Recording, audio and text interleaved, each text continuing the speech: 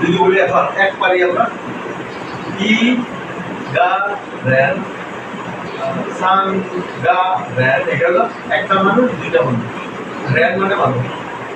আর যদি বলি ই খাও রেন, ই খাও রেন একজন মানুষ, সাং খাও রেন তিনজন মানুষ। এখন যদি আপাতত এটাই ভাবেন, আজকে অনেকগুলো বাক্য শিখে দিচ্ছি। ই খাও রেন, সাং খাও রেন, দুইটা বাক্য শিখলাম। তারপর হচ্ছে ইগারেন,